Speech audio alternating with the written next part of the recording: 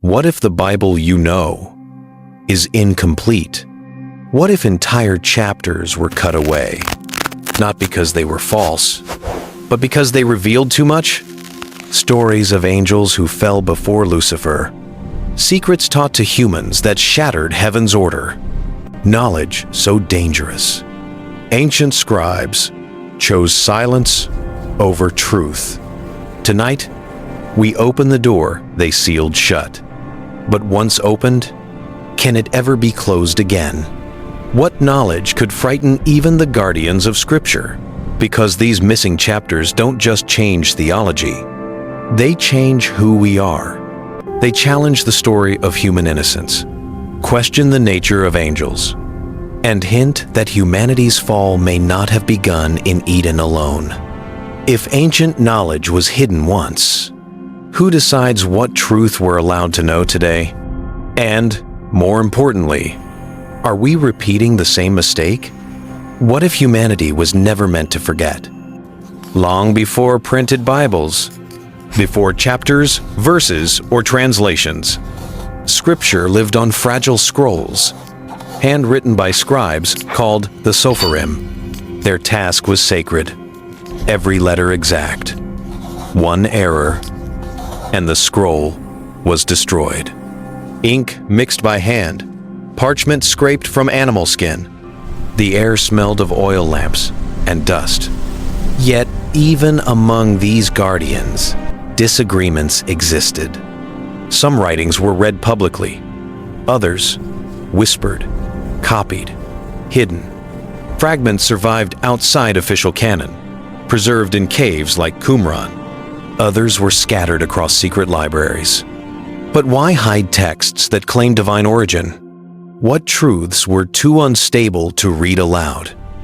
One text terrified religious authorities more than any other. The Book of Enoch, attributed to Enoch, the man who walked with God and never died. Read by early Jews, quoted directly in the New Testament, Jude, yet later erased from most canons. Why? Enoch describes the Watchers, angels sent to observe humanity, who instead descended, desired human women, taught forbidden arts, metalworking, astrology, enchantments. Their children became the Nephilim giants, devourers, feared by nations. Heaven responded with judgment, bound angels, coming flood. And yet, some watchers still wait, imprisoned, watching us silently. If they are still watching, what are they waiting for? Another suppressed text, the Book of Jubilees, a rewritten Genesis, far more precise. It reveals a divine calendar, fixed, unchanging. Humanity's suffering began when this cycle was ignored. Angelic hierarchies, laws predating Sinai. History itself follows a preset order.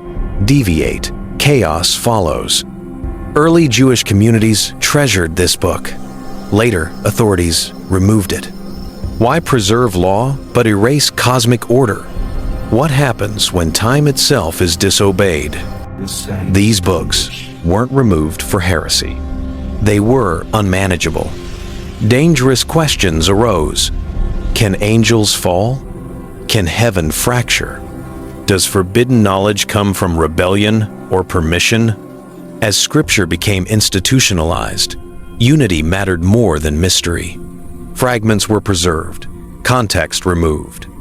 The echoes remained, the source silenced. If fragments survived, what was lost entirely? The forbidden chapters never vanished. They were absorbed. Genesis 6. The sons of God. Daniel's watchers. Ezekiel's wheels within wheels. Echoes of a larger story. Knowledge reshaping reality. Every gift carries a cost. Perhaps the ancients didn't fear knowledge, but humanity's inability to wield it responsibly? What knowledge comes next, and who decides? The scribes didn't destroy these texts. They waited for a future generation. For readers who might finally understand why some knowledge comes with warnings. But the unsettling truth, the next forbidden chapter doesn't speak of angels. It speaks of humanity's future, and why even angels are forbidden from interfering again. And that story is the one they hid the deepest. And the next chapter reveals knowledge even angels fear to touch.